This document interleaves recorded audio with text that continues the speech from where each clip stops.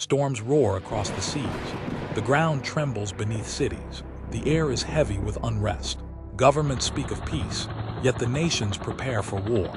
In the shadows, unseen forces work with precision, setting the stage for the last great act in the drama of human history. Ellen G. White, in The Great Controversy, wrote of this moment, a time when the destiny of every soul will hang in the balance. It begins subtly. Laws passed in the name of unity, morality, and security. Religious leaders and political powers clasp hands in alliance. A single day of worship is exalted above all others, enforced by civil law. What seems harmless becomes the dividing line between loyalty to God and loyalty to man. The Bible's Sabbath is pushed aside, replaced by the tradition of men, and those who cling to the commandments of God are branded as enemies of order. The stage is set for the mark of the beast, not a visible brand, but a decision written in the mind and heart. The faithful are few, churches are shaken, friend turns against friend, families are divided. Some abandon the truth to avoid persecution, but others stand firm, faces pale, yet lit with the light of heaven. They are not sustained by human strength, but by the unshakable promises of God. Around them, the powers of earth gather in fury, determined to silence the voice of obedience. The decree is passed, comply or die. Yet in the darkness, a whisper echoes from Scripture, "Fear not, for I am with you." The world plunges into chaos. Plagues fall upon the unrepentant.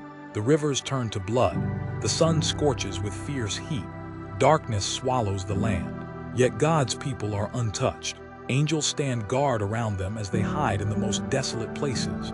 Forests, caves, mountains. Their prayers rise like incense, and the heavens bend low to listen. Ellen White calls this a time of trouble such as never was. And yet she writes of a strange peace in the hearts of the faithful, because they know the deliverer is coming. Then silence. A single trumpet sounds. The earth heaves in a final, violent quake. Prison doors fly open.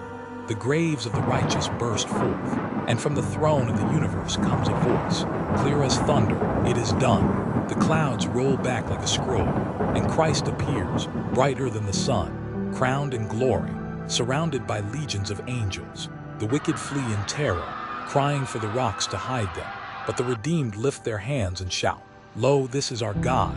We have waited for him, and he will save us." The brightness of Christ's coming is more than the wicked can bear.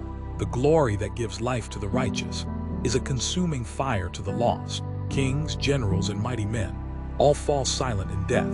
The earth lies desolate, its cities in ruins, its surface scarred and broken. The wicked are gone.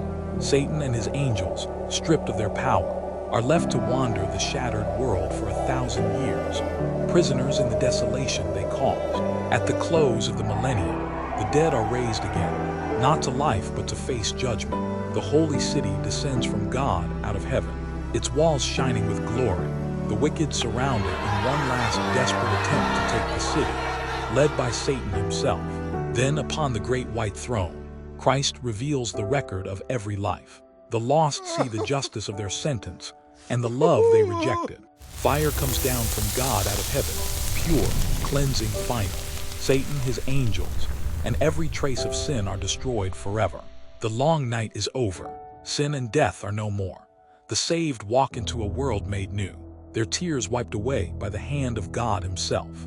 Every sacrifice, every trial, every loss is forgotten in the light of eternity.